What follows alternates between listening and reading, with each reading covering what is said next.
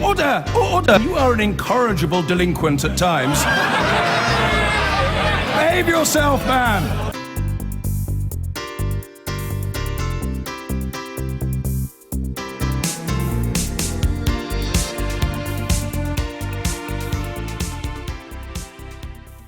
Let's return now to the approaching EU referendum and two issues that have sparked Eurosceptic anger today.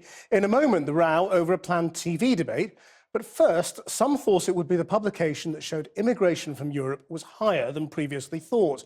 But the Office for National Statistics said that high numbers of national insurance cards were being issued to those on short-term stays of less than a year. Here's our political editor, Gary Gibbon. For months, it's been known that the total number of national insurance numbers given out to new EU arrivals looked like it could be running 1 million higher than the official figures for long-term migrants from the EU. It's been billed by some as a time bomb that could explode under the EU referendum campaign. Today, the government insisted there was nothing to see here statistically. Move along. I'm pleased that today the ONS has, with its normal impartiality, confirmed that the statistics we use, based on the International Passenger Survey, do have the necessary integrity and remain the best measure for understanding net migration. Boston in Lincolnshire has a higher proportion of Eastern European migrants than any other town in the country. The Office for National Statistics says the bulk of the gap between the two measures is because lots more people come for just a few months now and then shuffle back home. There is coming lots of new people and they're saying that they will stay just for a couple of months and go back to study. Well, students or some people, they're coming for a few months for season maybe. But some are still convinced that the traditional measure of migration, the passenger survey, asking people on arrival whether they intend to stay permanently, is missing people who don't think they're going to hang around, but do, like Kazia Krobasic and Daniel Sokowski in North London. And if someone had stopped you at the airport and said, are you a long-term permanent migrant here? Are you definitely coming here for the long term? I would say no.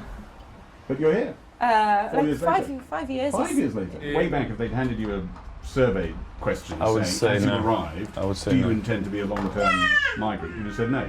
I'm only would. planning to be here for a few weeks. Yeah, about And that was, 2007. that's a long time ago. Yeah, you told me. So you made your mind up as you went along about staying here. Yeah, that's true. When your birthplace is Poland, as in these cases, it's a short flight home. The decision to emigrate isn't made in the definitive way a long-haul migrant might make it. And that could mean there is actually a bit more to see in the statistical gap. If we look at the 4 years to 2014, say, the official figures say that about 740,000 people migrated here long-term from elsewhere in the EU.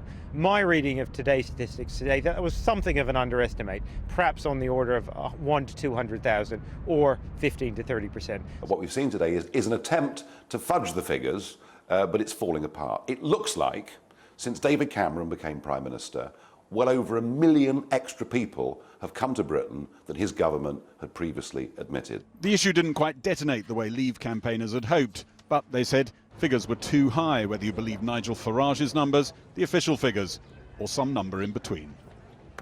So now to that other row over ITV's plan for a referendum debate featuring the Prime Minister and the UKIP leader, Nigel Farage. Gary joins us live from Westminster. What's the fuss? Well, something detonated here, I can tell you. You've got to remember that there are two designated campaigns in this referendum. The Remain lot were always going to get the nomination. On the other side, it was contested.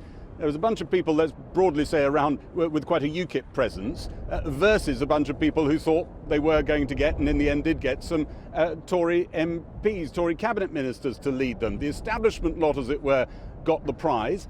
They're convinced, the people who are the official designated Leave campaign, that if you put Nigel Farage on the telly all the time, he'll actually alienate voters beyond the 4 million he got for UKIP at the general election. He'll switch off swing voters. They think you need voices like Michael Gove, Boris Johnson, to reach those sort of people. Some Labour voices as well, they hope.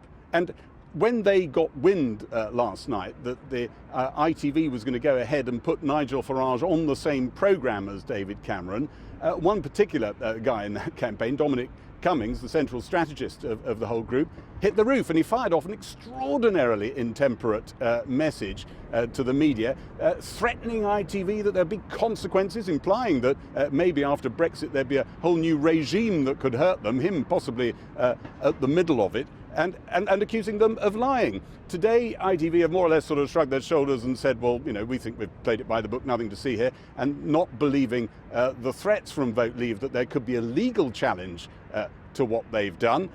But I understand that at the regular campaign committee meeting that happened at Vote Leave just across the river from here this morning, Dominic Cummings came under an awful lot of criticism from some very big name politicians in that room, and people over at the Remain camp are rubbing their hands tonight at the idea that the other lot are divided even within one side of the camp.